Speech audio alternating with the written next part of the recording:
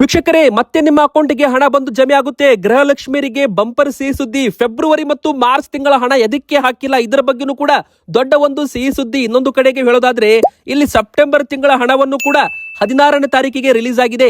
ಅಂದ್ರೆ ಹೊಸ ವರ್ಷಕ್ಕೂ ಮುಂಚೆ ನಿಮ್ಮ ಅಕೌಂಟ್ಗೆ ಹಣ ಬಂದು ಸೇರಲಿದೆ ವೀಕ್ಷಕರೇ. ಇನ್ನು ಯಾರದೆಲ್ಲ BPL ಕಾರ್ಡ್ ಇದೆ, ರೇಷನ್ ಕಾರ್ಡ್ ಇದೆ, ಅವರಿಗೆ ಸಿಹಿ ಸುದ್ದಿ ಕೂಡ ಇಲ್ಲಿ ಸರ್ಕಾರದಿಂದ ಬಂದಿದೆ. ಅನ್ನಭಾಗ್ಯ ಫಲಾನುಭವಿಗಳಿಗೆ ಹೊಸ ನಿಯಮ, ಹೊಸ ಸಿಹಿ ಸುದ್ದಿ, ಹೊಸ ವರ್ಷಕ್ಕೆ ಹೊಸ ರೂಲ್ಸ್ ಗಳ ಬಗ್ಗೆನೂ ಕೂಡ ನೋಡೋಣ. ಇನ್ ಮುಂದೆ ಸಾರ್ವಜನಿಕರು ಈ ತಪ್ಪು ಮಾಡಿದರೆ 3 ವರ್ಷಗಳ ಕಾಲ ಜೈಲು ಶಿಕ್ಷೆ ಅಂತೆ ವೀಕ್ಷಕರೇ, ಎಚ್ಚರವಾಗಿರಿ. ಎದಕ್ಕಂದ್ರೆ ಸಾಮಾಜಿಕ ಬಹಿಷ್ಕಾರಕ್ಕೆ 3 ವರ್ಷ ಜೈಲು, 1 ಲಕ್ಷ ರೂಪಾಯಿ ದಂಡ, ಬಿಲ್ ಕೂಡ ಪಾಸ್ ಮಾಡಲಾಗಿದೆ ವೀಕ್ಷಕರೇ. ಸೊ ಎಚ್ಚರದಿಂದಿರಿ. ಇದರ ಬಗ್ಗೆನೂ ಕೂಡ ಹೊಸ ನಿಯಮ ಕರ್ನಾಟಕದಲ್ಲಿ ಜಾರಿ ಆಗ್ತಾ ಇರುವಂತದ್ದು. ಇನ್ನು ಸಾರಿಗೆ ನೌಕರರು ದಿಢೀರಂತ ಮುಷ್ಕರ ಮಾಡ್ತಾರಾ, ಸರ್ಕಾರ ಇದಕ್ಕೆ ಏನು ಸ್ಪಂದನೆ ಕೊಡುತ್ತೆ ಅಂತ ಪ್ರಶ್ನೆಗಳು ಬರ್ತಾ ಇತ್ತು. ಇದಕ್ಕೆ ಈಗ ಸಚಿವರು ರಾಮಲಿಂಗಾರೆಡ್ಡಿ ಅವರು ಮಹತ್ವದ ಹೇಳಿಕೆಯನ್ನ ಕೊಟ್ಟಿದ್ದಾರೆ. ಹೌದು, 14 ತಿಂಗಳ ಬಾಕಿ ಸಂಬಳ ಮರುಪಾವತಿ ಮಾಡಲು ಮುಖ್ಯಮಂತ್ರಿಗಳು ತೀರ್ಮಾನವನ್ನ ಮಾಡಿದ್ದಾರಂತೆ. ಹೀಗಾಗಿ ಬಸ್ ಸಂಚಾರ ಮುಷ್ಕರ ಆಗುತ್ತೋ ಇಲ್ವೋ ಇದರ ಬಗ್ಗೆನೂ ಕೂಡ ಅಪ್ಡೇಟ್ ನೋಡೋಣ. ಇನ್ನು ನೀವು ಕೂಡ Jio sim, Airtel, Vodafone idea sim ಬಳಕೆ ಮಾಡ್ತಾ ಇದ್ರೆ ದೊಡ್ಡ ಒಂದು ಶಾಕಿಂಗ್ ನ್ಯೂಸ್. ಎದಕ್ಕಂದ್ರೆ ರೀಚಾರ್ಜ್ ದರ, ಇಂಟರ್ನೆಟ್ ದರ, ಕಾಲಿಂಗ್ ಕರೆ ದರ ಹೆಚ್ಚಳವಾಗುವ ನಿರೀಕ್ಷೆ ಇದೆ ಅಂತೆ. ಎಷ್ಟು ಏರಿಕೆ ಆಗುತ್ತೆ ನೋಡೋಣ ಬನ್ನಿ. ಮೊದಲಿಗೆ ಗೃಹಲಕ್ಷ್ಮಿಯರಿಗೆ ಬಂಪರ್ ಸಿಹಿ ಸುದ್ದಿ. ನೀವು ಕೂಡ ಗೃಹಲಕ್ಷ್ಮಿ ಫಲಾನುಭವಿಗಳಾಗಿದ್ರೆ ಬೇಗನೆ ವಿಡಿಯೋಗೆ ಒಂದು ಲೈಕ್ ಮಾಡಿ. ಹಾಗೆ ಕಮೆಂಟ್ ಬಾಕ್ಸ್ ಅಲ್ಲಿ ಪ್ರತಿಯೊಬ್ಬರು ಗೃಹಲಕ್ಷ್ಮಿಯರು ಕೂಡ ಕಮೆಂಟ್ ಮಾಡಿ ವೀಕ್ಷಕರೇ. ನಿಮಗೆ ಇಲ್ಲಿವರೆಗೂ 46,000 ರೂಪಾಯಿ ಹಣ ಬಂದಿದೆಯಾ? ಎದಕ್ಕಂದ್ರೆ 23 ಕಂತು ಹಣವನ್ನ ಜಮೆ ಮಾಡಿದ್ದೇವೆ ಅಂತ ಸಚಿವೆ ಲಕ್ಷ್ಮಿ ಹೆಬ್ಬಾಳ್ಕರ್ ಮೇಡಮ್ ಅವರು ಮತ್ತೊಮ್ಮೆ ಪುನರುಚ್ಚಾರ ಮಾಡಿದ್ದಾರೆ. ಇನ್ನು ಎರಡನೇದಾಗಿ ಇಲ್ಲಿ ಫೆಬ್ರವರಿ ಮತ್ತು ಮಾರ್ಚ್ ತಿಂಗಳ ಹಣದ ಬಗ್ಗೆ ಇನ್ನೂ ಕೂಡ ಕ್ಲಿಯರ್ ಆಗಿ ಅಪ್ಡೇಟ್ ಕೂಡ ಸಿಗ್ತಾ ಇಲ್ಲ. ಗೃಹಲಕ್ಷ್ಮಿಯರಿಗೆ ಬೇಗನೆ ವಿಡಿಯೋಗೆ ಲೈಕ್ ಮಾಡಿ, ಎದಕ್ಕಂದ್ರೆ ಸಿಹಿ ಸುದ್ದಿ ಕೂಡ ಇದೆ. ಕಮೆಂಟ್ ಅಲ್ಲಿ ನಿಮ್ಮ ಊರಿನ ಹೆಸರನ್ನ ಕಮೆಂಟ್ ಮಾಡಿ. ನಿಮಗೆ ಎಷ್ಟು ಕಂತು ಹಣ ಜಮೆ ಆಗಿದೆ ಎಲ್ಲರೂ ಕೂಡ ಕಮೆಂಟ್ ಮಾಡಿ. ಹೌದು ವೀಕ್ಷಕರೇ, ಇಲ್ಲಿ ಗೃಹಲಕ್ಷ್ಮಿಯರಿಗೆ ಮೊದಲಿಗೆ ಬಂದಿರುವ ಸಿಹಿ ಸುದ್ದಿ, ಸೆಪ್ಟೆಂಬರ್ ತಿಂಗಳ ಕಂತಿನ ಹಣವನ್ನ ಬಿಡುಗಡೆ ಮಾಡಲಾಗಿದೆ. ಅಂದ್ರೆ ಇಲ್ಲಿವರೆಗೂ ಆಗಸ್ಟ್ ತಿಂಗಳವರೆಗೂ 23 ಕಂತು ಹಣವನ್ನ ಗೃಹಲಕ್ಷ್ಮಿಯರಿಗೆ ಹಾಕಲಾಗಿತ್ತು. 46,000 ರೂಪಾಯಿ ಹಣವನ್ನ ಹಾಕಲಾಗಿತ್ತು. ಈಗ ಸೆಪ್ಟೆಂಬರ್ ತಿಂಗಳ ಹಣವನ್ನ ಡಿಸೆಂಬರ್ 16ನೇ ತಾರೀಕಿಗೆ ರಿಲೀಸ್ ಅನ್ನ ಮಾಡಲಾಗಿದೆ. ಗೃಹಲಕ್ಷ್ಮಿಯರ ಖಾತೆಗೆ ಫೈನಾನ್ಸ್ ಡಿಪಾರ್ಟ್ಮೆಂಟ್ ಇಂದ ಹಣವನ್ನ ಹಾಕಲಾಗಿದೆ. ಅಂದ್ರೆ ಹಣವನ್ನ ಟ್ರಾನ್ಸ್ಫರ್ ಈಗ ಮಾಡಲಾಗಿದೆ.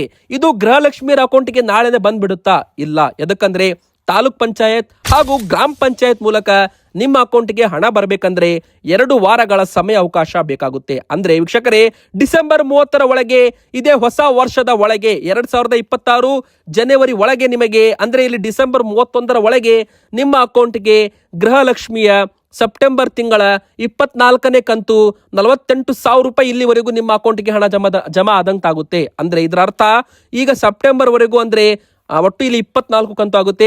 ಇಲ್ಲಿವರೆಗೂ ಆಗಸ್ಟ್ ತಿಂಗಳವರೆಗೂ 23 ಕಂತು ಹಣವನ್ನ ಹಾಕಲಾಗಿತ್ತು, 46,000 ರೂಪಾಯಿ. ಈಗ ಮತ್ತೆ ಹಣವನ್ನ 2,000 ರೂಪಾಯಿ ರಿಲೀಸ್ ಮಾಡಲಾಗಿದೆ. ಈ ಒಂದು ಹಣ ಕೂಡ ನಿಮ್ಮ ಅಕೌಂಟ್ಗೆ ಬಂದ ಮೇಲೆ ಟೋಟಲ್ ನಿಮ್ಮ ಅಕೌಂಟ್ಗೆ 48,000 ರೂಪಾಯಿ ಹಣ ಈ ವರ್ಷ ಮುಗಿಯೊಳಗೆ ಜಮೆ ಆದಂತಾಗುತ್ತೆ. ಯೋಜನೆ ಶುರುವಾಗದಿಂದ ಇಲ್ಲಿವರೆಗೂ ನಿಮ್ಮ ಅಕೌಂಟ್ಗೆ ಒಟ್ಟು 24 ಕಂತು, 2 ವರ್ಷ ಕಂಪ್ಲೀಟ್. ಅಂದ್ರೆ ಇಲ್ಲಿ 48,000 ರೂಪಾಯಿ ಹಣವನ್ನ ಹಾಕಲಾಗುತ್ತೆ ಅಂತ ಇಲ್ಲಿ ಹೇಳಲಾಗಿದೆ. ಹಾಕಲಾಗಿದೆ ಅಂತಾನು ಕೂಡ ಇಲ್ಲಿ ಹೇಳಬಹುದು. ವೀಕ್ಷಕರೇ, ನಿಮ್ಮ ಅಕೌಂಟ್ಗೆ ಎಷ್ಟು ಹಣ ಜಮೆ ಆಗಿದೆ? ಆಗಸ್ಟ್ ತಿಂಗಳವರೆಗೂ 46,000 ರೂಪಾಯಿ ಜಮೆ ಆಗಿದೆಯಾ? ಇನ್ನು ಫೆಬ್ರವರಿ ಮತ್ತು ಮಾರ್ಚ್ ತಿಂಗಳ ಹಣ ಎಲ್ಲಿ ಹೋಯ್ತು ಅಂತ ವಿರೋಧ ಪಕ್ಷದವರು ಕೇಳ್ತಾ ಇದ್ದಾರೆ. ಫೆಬ್ರವರಿ ಮತ್ತು ಮಾರ್ಚ್ ತಿಂಗಳ ಹಣ ತುಂಬಾ ಜನರಿಗೆ ಜಮೆ ಆಗಿಲ್ಲವಂತೆ. ಇದರ ಬಗ್ಗೆ ನಿಮ್ಮ ಅನಿಸಿಕೆ ಕೂಡ ಕಮೆಂಟ್ ಮಾಡಿ. ಇನ್ನು ವೀಕ್ಷಕರೇ, ರೇಷನ್ ಕಾರ್ಡ್ ಇದ್ದವರಿಗೆ ಒಂದು ಸಿಹಿ ಸುದ್ದಿ ಕೂಡ ಇಲ್ಲಿ ಬಂದಿರುವಂತದ್ದು. ಆದಾಯ ಮಿತಿ ಪರಿಷ್ಕರಣೆ ಮಾಡುವಂತೆ ಚಿಂತನೆ ಮಾಡಲಾಗ್ತಾ ಇದೆ. ಏನಾಗಿದೆ ಅಂದ್ರೆ ವೀಕ್ಷಕರೇ, ಇದು ಒಂದು ಗುಡ್ ನ್ಯೂಸ್ ಅಂತ ಹೇಳಿದ್ರು ಕೂಡ ತಪ್ಪಾಗಲ್ಲ. ಒಟ್ಟು ನಮ್ಮ ಕರ್ನಾಟಕದಲ್ಲಿ 7 ಲಕ್ಷ ಜನರು BPL ಕಾರ್ಡಿಂದ APL ಕಾರ್ಡ್ಗೆ ಕನ್ವರ್ಟ್ ಆಗಿದ್ದಾರೆ ಈ ವರ್ಷದಲ್ಲಿ. ಎದಕ್ಕಂದ್ರೆ ಕೇಂದ್ರ ಸರ್ಕಾರದ ನಿಯಮದ ಪ್ರಕಾರ 1,20,000 ರೂಪಾಯಿ ಮೇಲೆ ಆದಾಯ ಇದ್ದವರ, ಅಂದ್ರೆ ದಿನಕ್ಕೆ 500 ರೂಪಾಯಿ ದುಡಿಯುವ ಕೂಲಿ ಕಾರ್ಮಿಕನು ಕೂಡ BPL ಕಾರ್ಡ್ ಇವತ್ತು ಕಳೆದುಕೊಳ್ಳುವ ಪರಿಸ್ಥಿತಿ ಬಂದಿದೆ. ಈಗ ನಮ್ಮ ಒಂದು ಕರ್ನಾಟಕದಲ್ಲಿ ಕೂಲಿ ಮಾಡೋರು ಕೂಡ 500-550 ರೂಪಾಯಿ ದಿನಕ್ಕೆ ಸ್ಯಾಲರಿ ವೇಜಸ್ ಅನ್ನ ತಗೋತಾರೆ. ವೀಕ್ಷಕರಲ್ಲಿ ಲೆಕ್ಕ ಮಾಡಿದ್ರೆ ಅವರ ವರ್ಷದ ಆದಾಯ 1,82,000 ರೂಪಾಯಿ ದಾಟಿಬಿಡುತ್ತೆ.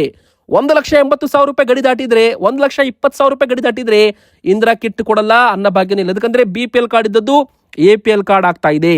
ಇದನ್ನ ಆದಾಯ ಮಿತಿ BPL ಕಾರ್ಡ್ ಇದ್ದವರಿಗೆ 1,20,000 ರೂಪಾಯಿ ಇದೆಯಲ್ಲ, ಅದನ್ನ 1,80,000 ರೂಪಾಯಿಗೆ ಏರಿಸಲು ಸರ್ಕಾರ ಚಿಂತನೆ ಮಾಡ್ತಾ ಇದೆ ಅಂತೆ. ಆದಾಯ ಮಿತಿಯನ್ನ ಪರಿಷ್ಕರಣೆ ಮಾಡೋ ಚಿಂತನೆ ಇದೆ. ಕೇಂದ್ರ ಸರ್ಕಾರದ ಆದೇಶದ ಪ್ರಕಾರ ಅನರ್ಹರನ್ನ ಬಿಪಿಎಲ್ ಪಟ್ಟಿಯಿಂದ ಕೈಬಿಡಲಾಗಿದೆ. ಆದರೂ ಸಾರ್ವಜನಿಕರ ಭಾವನೆ ಗಮನಿಸಿ ಕೇಂದ್ರದ ತೀರ್ಮಾನವನ್ನ ಮರುಪರಿಶೀಲನೆ ಮಾಡುವಂತೆ ಕೋರಲಾಗಿದೆಯಂತೆ. ಬುಧವಾರ ಇಲಾಖೆ ಉನ್ನತ ಒಂದು ಮಟ್ಟದ ಸಭೆ ಕೂಡ ನಡೆದಿದೆಯಂತೆ ವೀಕ್ಷಕರೇ. ಅಂದ್ರೆ ಇಲ್ಲೇನಾಗಿದೆ, 1,80,000 ದುಡಿಯುವ ಮಿಡಲ್ ಕ್ಲಾಸ್ ಫ್ಯಾಮಿಲಿಯವರ ಬಿಪಿಎಲ್ ಕಾರ್ಡು ಕೂಡ ಹೋಗಿದೆ. 5 ಲಕ್ಷ ಜನರು ಬಿಪಿಎಲ್ ಕಾರ್ಡ್ ಕಳೆದುಕೊಂಡಿದ್ದಾರೆ. ಅವರಿಗೆ ಅನ್ನಭಾಗ್ಯನೂ ಇಲ್ಲ, ಒಂದು ಕಡೆಗೆ ಇಂದಿರಾ ಕಿಟ್ ಸೌಲಭ್ಯವೂ ಕೂಡ ಸಿಗಲ್ಲ. ಹೀಗಾಗಿ ಇದನ್ನ 1,80,000 ಏರಿಕೆ ಮಾಡಿದರೆ ಮತ್ತೆ 5 ಲಕ್ಷ ಜನರು ತಮ್ಮ ಒಂದು ಕಾರ್ಡ್ ಅನ್ನ ಬಿಪಿಎಲ್ ಕಾರ್ಡ್ ವಾಪಸ್ ಪಡೆದುಕೊಳ್ಳಲಿದ್ದಾರಂತೆ. ಯಾರೆಲ್ಲ ಬಿಪಿಎಲ್ ಕಾರ್ಡ್ ಕಳೆದುಕೊಂಡಿದ್ದಾರೆ, ಶೀಘ್ರದಲ್ಲೇ ಸರ್ಕಾರ ಅವರಿಗೆ ಮತ್ತೆ ಗುಡ್ ನ್ಯೂಸ್ ಕೊಡಬಹುದು. ಒಂದು ವೇಳೆ ಯಾರದಾದರೂ ಬಿಪಿಎಲ್ ಕಾರ್ಡು ಎಪಿಎಲ್ ಕಾರ್ಡ್ ಆಗಿ ಕನ್ವರ್ಟ್ ಆಗಿದ್ರೆ ಅವರು ತಮ್ಮ ಒಂದು ದಾಖಲಾತಿಗಳನ್ನ ಸಲ್ಲಿಸೋದರ ಮೂಲಕ ತಾವು 1,20,000 ಒಳಗೆ ಆದಾಯ ಹೊಂದಿದ್ದೀವಿ ಅಂತ ತೋರಿಸಿದರೆ ಅವರಿಗೆ ಮತ್ತೆ ಮರಳಿ ಬಿಪಿಎಲ್ ಕಾರ್ಡ್ ಕೊಡೋದಾಗಿ ಹೇಳಲಾಗಿದೆ. ತಹಶೀಲ್ದಾರ್ ಅವರಿಗೆ ನೀವು ಅರ್ಜಿಯನ್ನ ಹಾಕಬಹುದು ಅಂತಾನೂ ಕೂಡ ಇಲ್ಲಿ ಹೇಳಲಾಗಿದೆ ವೀಕ್ಷಕರೇ. ಬಡ ವೃದ್ಧರು ಹೆದರಬೇಡಿ, ಅನರ್ಹ ಬಿಪಿಎಲ್ ಕಾರ್ಡುಗಳು ಎಪಿಎಲ್ ಕಾರ್ಡ್ಗೆ ಪರಿವರ್ತನೆಗೊಳ್ಳುತ್ತಿರುವ ಹಿನ್ನೆಲೆ ಮಕ್ಕಳಿಂದ ಬೇರ್ಪಟ್ಟು ದೂರ ಇಡುವ ಬಡ ವೃದ್ಧರು ಹೆದರಬೇಕಾಗಿಲ್ಲ ಎಂದು ಸಚಿವರು ಒಂದು ಭರವಸೆ ಕೊಟ್ಟಿದ್ದಾರೆ. ಒಂದು ಮನೆಯಲ್ಲಿ ಮಕ್ಕಳು ಕೆಲಸ ಸಿಕ್ಕು ಬಡತನ ರೇಖೆಗಿಂತ ಮೇಲೆ ಬಂದ ಮೇಲೆ ಬಿಪಿಎಲ್ ರದ್ದಾಗಿರೋ ಭೀತಿ ಸಹಜವಾಗಿ ಎದುರಾಗಿದೆ. ಮತ್ತೆ ಅರ್ಜಿ ಹಾಕಿ ಮತ್ತೆ ಬಿಪಿಎಲ್ ಕಾರ್ಡ್ ಕೊಡ್ತೀವಿ ಅಂತಾನೂ ಕೂಡ ಭರವಸೆ ಕೊಟ್ಟಿದ್ದಾರೆ ವೀಕ್ಷಕರೇ. ಬನ್ನಿ ಈಗ ಮತ್ತೊಂದು ದೊಡ್ಡ ಬ್ರೇಕಿಂಗ್ ನ್ಯೂಸ್. ಸಾಮಾಜಿಕ ಬಹಿಷ್ಕಾರಕ್ಕೆ 3 ವರ್ಷ ಜೈಲು ಶಿಕ್ಷೆ, 1 ಲಕ್ಷ ರೂಪಾಯಿ ದಂಡ, ಬಿಲ್ ಪಾಸ್. ಸ್ವಯಂ ಕೇಸ್ ದಾಖಲಿಸಲು ತಿದ್ದುಪಡಿ ಬಿಲ್ಗೆ ಸರ್ವಾನುಮತ ಸಿಕ್ಕಿದೆ.